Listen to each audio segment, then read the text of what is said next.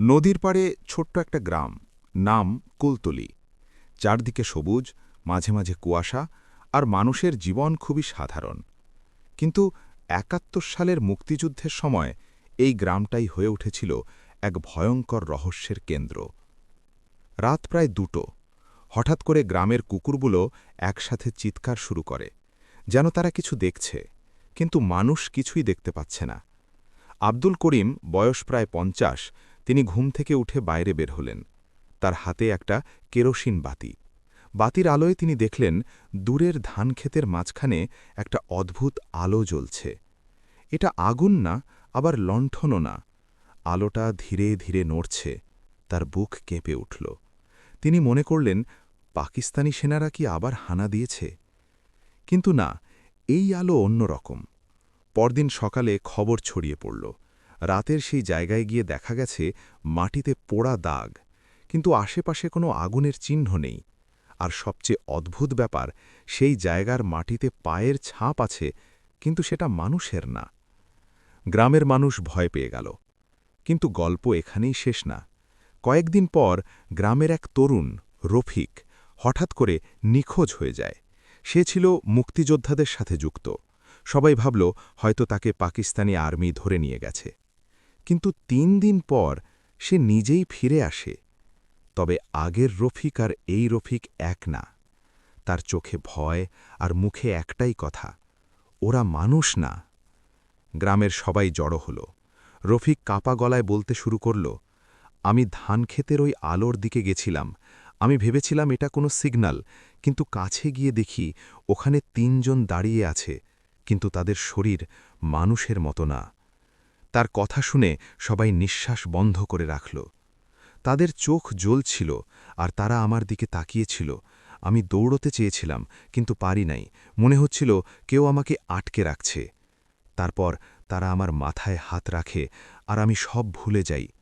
রফিক হঠাৎ চুপ হয়ে গেল। তারপর সে আস্তে করে বলল, কিন্তু তারা আমাকে একটা কথা বলেছে। সবাই একসাথে জিজ্ঞেস করল, কি কথা? রফিক ফিসফিস করে বলল, এই গ্রাম খুব শিগগিরই আর থাকবে না। এর পরের দিনগুলোতে অদ্ভুত ঘটনা বাড়তে লাগল। রাতে অদ্ভুত শব্দ, কেউ কেউ দেখেছে আকাশে আলো, আবার কেউ বলেছে তারা শুনেছে অচেনা ভাষা। এদিকে যুদ্ধও তীব্র হচ্ছে। একদিন হঠাৎ করে পাকিস্তানি সেনারা গ্রামে হামলা চালায়। সবাই দৌড়াচ্ছে, চিৎকার, আগুন, কিন্তু সেই বিশৃঙ্খলার মাঝেও কিছু মানুষ দেখেছে ধানক্ষেতের সেই জায়গায় আবার আলো জ্বলছে, এবং এবার সেই আলো থেকে বের হয়ে আসছে ছায়ার মতো কিছু। রাতটা যেন শেষই হচ্ছিল না। পাকিস্তানি সেনাদের গুলির শব্দ, আগুনের লেলিহান শিখা, মানুষের চিৎকার, সব মিলিয়ে কুলতলি গ্রামটা যেন এক দুঃস্বপ্নে আটকে গেছে। কিন্তু এই বিশৃঙ্খলার মাঝেও কিছু একটা অস্বাভাবিক ছিল।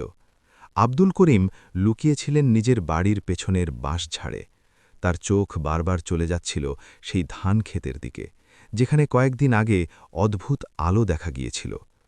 আজ আবার সেখানে আলো জ্বলছে, কিন্তু আজকের আলো আগের চেয়ে অনেক বেশি উজ্জ্বল আর অনেক বড়। হঠাৎ করে তিনি লক্ষ্য করলেন পাকিস্তানি সেনাদের একটা দল সেই দিকেই এগোচ্ছে। তারা যেন কোনো কিছুর খোঁজে এসেছে।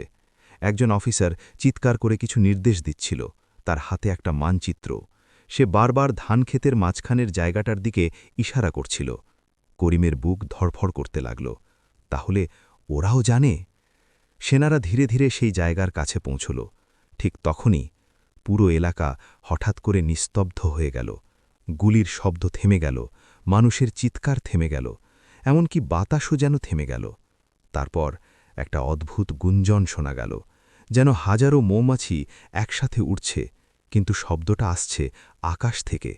সবাই ওপরে তাকালো, আর যা দেখল তা কেউ কোনোদিন কল্পনাও করেনি। আকাশের মাঝখানে একটা বিশাল গোলাকার ছায়া ধীরে ধীরে ঘুরছে। এর চারপাশে নীল আর সাদা আলো ঝলকাচ্ছে। পাকিস্তানি সেনারা প্রথমে গুলি চালাতে শুরু করল। ট্রেসার বুলেট আকাশে উঠে গেল, কিন্তু সেই ছায়ার কাছে পৌঁছনোর আগেই যেন অদৃশ্য হয়ে গেল। অফিসারটা চিৎকার করে বলল, ফায়ার, ফায়ার! কিন্তু কোনো কাজ হল না। ঠিক তখনই ধানক্ষেতের মাঝখান থেকে ৩টে অবয়ব ধীরে ধীরে উঠে এলো। ওরা একই, যাদের কথা রফিক বলেছিল। লম্বা অদ্ভুত শরীর, চোখে জলজলে আলো। তারা ধীরে ধীরে সেনাদের দিকে এগিয়ে আসছে। একজন সেনা ভয় পেয়ে পেছনে দৌড় দিল, কিন্তু সে কয়েক পা যাওয়ার পরই হঠাৎ থেমে গেল, যেন কেউ তাকে অদৃশ্যভাবে ধরে ফেলেছে। তার শরীরটা ধীরে ধীরে ওপরে উঠতে লাগল, আর কয়েক সেকেন্ডের মধ্যেই সে আকাশের সেই ছায়ার ভেতরে মিলিয়ে গেল। বাকিরা হতবাক, কেউ গুলি করছে, কেউ দৌড়াচ্ছে, কেউ চিৎকার করছে, কিন্তু কিছুই কাজে আসছে না। আব্দুল করিম কাঁপতে কাঁপতে সব দেখছিলেন। তার মনে হচ্ছিল এটা বাস্তব না, এটা একটা দুঃস্বপ্ন। কিন্তু না, এটা সত্যি। হঠাৎ করে তিনি দেখলেন রফিক দাঁড়িয়ে আছে ধান ক্ষেতের এক পাশে। সে একদম স্থির, তার চোখ সেই ৩টে অবয়বের দিকে। করিম আস্তে করে ডাকলেন, রফিক, কিন্তু রফিক কোনো সাড়া দিল না, বরং সে ধীরে ধীরে সামনে এগোতে লাগল, ঠিক সেই অবয়বগুলোর দিকে। করিম চিৎকার করে উঠলেন, যাস না, থাম! কিন্তু রফিক থামল না। ৩টে অবয়বের মধ্যে একজন তার দিকে হাত বাড়াল। রফিকও নিজের হাত বাড়াল। ২ হাত স্পর্শ করার সাথে সাথে একটা তীব্র আলো চারদিকে ছড়িয়ে পড়ল। সবাই চোখ বন্ধ করে ফেলল। কয়েক সেকেন্ড পর যখন আলোটা কমল, রফিক আর সেখানে নেই, ৩টে অবয়বও নেই, আকাশের সেই বিশাল ছায়াটাও অদৃশ্য। চারদিকে আবার আগুন, ধোঁয়া আর নিস্তব্ধতা।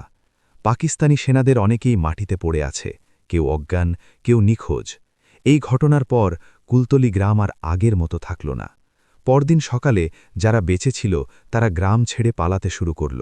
কেউ কেউ বলল এটা আল্লাহর গজব, কেউ বলল এটা ভিন গ্রহের কিছু, আবার কেউ বলল এটা যুদ্ধের কোনো গোপন অস্ত্র। কিন্তু সত্যটা কেউ জানে না। কিন্তু আসল রহস্য শুরু হল এর ২৫ বছর পর, ১৯৯৬ সাল। ঢাকার এক তরুণ সাংবাদিক, নাম মাহির হাসান। সে পুরনো মুক্তিযুদ্ধের অজানা গল্প নিয়ে কাজ করছিল। একদিন সে একটি পুরনো ডায়েরি পায়। ডায়েরিটার মালিক আব্দুল করিম। ডায়েরির শেষ পাতায় লেখা ছিল, যদি কেউ এই লেখা পড়ে তাহলে জেনে রেখো, ওরা আবার আসবে, এবং এবার তারা কাউকে নিয়ে যাবে না, বরং কিছু রেখে যাবে। মাহিরের শরীর শিউরে উঠল। সে সিদ্ধান্ত নিল সে কুলতলি গ্রামে যাবে, যে গ্রাম এখন মানচিত্রে নেই, যে গ্রামকে মানুষ বলে হারানো গ্রাম। মাহির হাসান ট্রেনের জানালার পাশে বসেছিল। ঢাকা থেকে বের হওয়ার পর শহরের কোলাহল ধীরে ধীরে মিলিয়ে গেছে। চারদিকে শুধু সবুজ, মাঝে মাঝে ছোট ছোট গ্রাম, আর দূরে কুয়াশায় ঢাকার নদী। কিন্তু মাহিরের মাথায় শুধু একটাই চিন্তা, কুলতলি। আসলে কি হয়েছিল সেখানে? তার হাতে শক্ত করে ধরা সেই পুরনো ডায়েরি। আব্দুল করিমের লেখা প্রতিটা লাইন যেন তাকে টানছে অজানার দিকে। ডায়েরির একটা জায়গায় লেখা ছিল, যে জায়গায় আলোটা নেমে আসত সেখানে এখনও মাটি ঠান্ডা থাকে, দিনের বেলাতেও। মাহির এই লাইনটা বারবার পড়ছিল। ট্রেন থেকে নামার পর তাকে আরও প্রায় ২ ঘণ্টা যেতে হল, রিকশা, তারপর ভ্যান, তারপর পায়ে হেঁটে। শেষে সে পৌঁছল এক অদ্ভুত জায়গায়। লোকাল লোকেরা এটাকে বলে পুরান কুলতলি, কিন্তু এটা কোনো গ্রাম না, এটা একটা ধ্বংসস্তূপ। ভাঙা ঘরের দেওয়াল, পুড়ে যাওয়া গাছ, আর চারদিকে অস্বাভাবিক নীরবতা। এমন নীরবতা যেখানে পাখিরাও ডাকে না। মাহিরের বুকটা কেমন যেন চেপে আসল। সে মোবাইল বের করে ছবি তুলতে লাগল। হঠাৎ সে লক্ষ্য করল নেটওয়ার্ক নেই, পুরোপুরি না, যেন এই জায়গাটা পৃথিবীর সাথে যুক্ত না। সে একটু এগিয়ে গেল। ডায়েরির নির্দেশ অনুযায়ী সে ধান ক্ষেতের সেই জায়গাটা খুঁজতে লাগল। কিন্তু এখন সেখানে কোনো ধান ক্ষেত নেই, শুধু শুকনো মাটি, আর মাঝখানে একটা গোলাকার জায়গা, যেখানে ঘাসও জন্মায় না। মাহির থমকে দাঁড়াল। তার মনে হল এই জায়গাটা আলাদা। সে আস্তে করে পা রাখল ওই জায়গার উপর, আর সাথে সাথেই তার শরীর দিয়ে একটা ঠান্ডা স্রোত বয়ে গেল। সে নিচে তাকাল। মাটি সত্যিই ঠান্ডা। রোদ উঠা দুপুরে এমন ঠান্ডা মাটি সম্ভব না। ঠিক তখনই তার কানে একটা ফিসফিস শব্দ ভেসে এল, তুমি ফিরে এসেছ। মাহির হঠাৎ পিছনে তাকাল। কেউ নেই, চারদিকে শুধু ভাঙা দেওয়াল আর নীরবতা।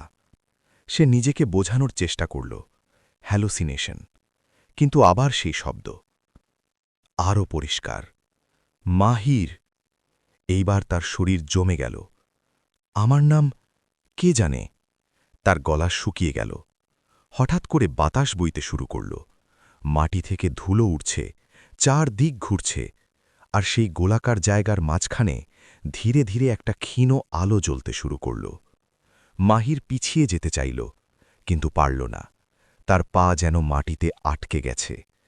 আলোটা ধীরে ধীরে বড় হতে লাগল, আর সেই আলোর ভেতর থেকে একটা অবয়ব বের হয়ে এলো।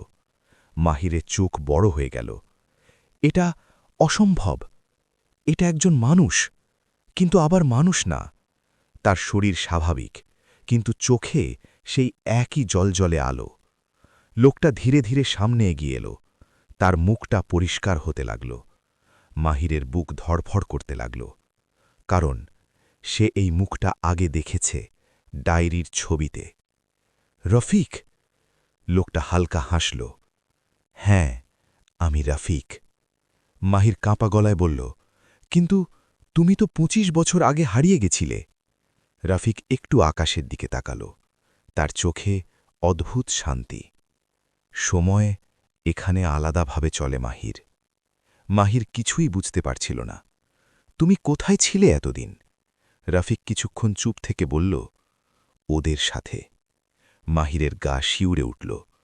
ওরা কারা? রফিক সরাসরি তার চোখের দিকে তাকাল। ওরা আমাদের মতো না, কিন্তু আমাদের শত্রুও না। তারা অনেক আগে থেকেই এই পৃথিবীকে দেখছে। যুদ্ধ, ধ্বংস, মানুষের লোভ, সব কিছু। মাহির ধীরে ধীরে বলল, তাহলে ১৯৭১ সালে তারা এখানে কেন এসেছিল? রাফিকের মুখটা একটু গম্ভীর হয়ে গেল। কারণ তখন এই মাটিতে অনেক রক্ত ঝরছিল। তারা দেখতে চেয়েছিল মানুষ কি নিজেদের ধ্বংস করবে নাকি বাঁচবে। মাহির নিঃশ্বাস আটকে শুনছিল। আর তুমি? আমি ছিলাম একটা নির্বাচিত মানুষ। মাহির অবাক। নির্বাচিত? রফিক মাথা নাড়ল। ওরা আমাকে নিয়ে গেছিল। আমাকে দেখিয়েছে পৃথিবীর বাইরে কি আছে, সময় কিভাবে বদলায়, মানুষ কোথায় ভুল করছে। আর এখন তারা আবার আসবে। মাহিরের গলা শুকিয়ে গেল। কেন? রফিক ধীরে ধীরে বলল, কারণ এবার তারা শুধু দেখবে না, এবার তারা সিদ্ধান্ত নেবে। ঠিক তখনই আকাশ হঠাৎ করে অন্ধকার হয়ে গেল। দুপুর থেকে সরাসরি সন্ধ্যা। মাহির ওপরে তাকাল। তার বুক থেমে যাওয়ার মতো অবস্থা। আবার সেই বিশাল গোলাকার ছায়া, এইবার আগের চেয়ে অনেক বড় আর অনেক কাছাকাছি। রাফিক আস্তে করে বলল, তুমি দেরি করে ফেলেছ মাহির। ওরা ইতিমধ্যে এসে গেছে। আকাশটা পুরোপুরি ঢেকে গেছে। মাহিরের মনে হচ্ছিল সূর্য যেন হঠাৎ করে গায়েব হয়ে গেছে। চারদিক অন্ধকার, কিন্তু অদ্ভুতভাবে পরিষ্কার দেখা যাচ্ছে সবকিছু। যেন অন্য কোনো আলো এই জায়গাটাকে ঘিরে রেখেছে। ওপরে সেই বিশাল গোলাকার ছায়া ধীরে ধীরে ঘুরছে। মাহিরের বুক ধড়ফড় করছে। এটা আসলে কি ঘটছে? রাফিক তার পাশে দাঁড়িয়ে, একদম শান্ত। ভয় পেও না, এখন ভয় পেলে হবে না। মাহির কাঁপা গলায় বলল, ওরা কি করতে আসছে? রাফিক কিছুক্ষণ চুপ থাকল। তারপর ধীরে ধীরে বলল, আজ তারা সিদ্ধান্ত নেবে মানুষ এই পৃথিবীতে থাকার যোগ্য কিনা। মাহিরের মাথা ঘুরে গেল। মানে, তারা আমাদের শেষ করে দেবে? রাফিক সরাসরি উত্তর দিল না, বরং সে আকাশের দিকে তাকিয়ে বলল, ওরা সব দেখে, যুদ্ধ, হত্যা, বিশ্বাসঘাতকতা, আবার ভালোবাসা, ত্যাগ, সাহসও দেখে। ১৯৭১ সালে তারা দেখেছিল মানুষ নিজেদের স্বাধীনতার জন্য লড়তে পারে, তাই তারা তখন কিছু করেনি। মাহির নিঃশ্বাস আটকে শুনছিল। কিন্তু এখন? রফিক থেমে গেল। ঠিক তখনই আকাশ থেকে একটা তীব্র সাদা আলো সোজা নেমে এলো। সেটা ঠিক সেই গোলাকার জায়গার ওপর পড়ল যেখানে মাহির দাঁড়িয়ে।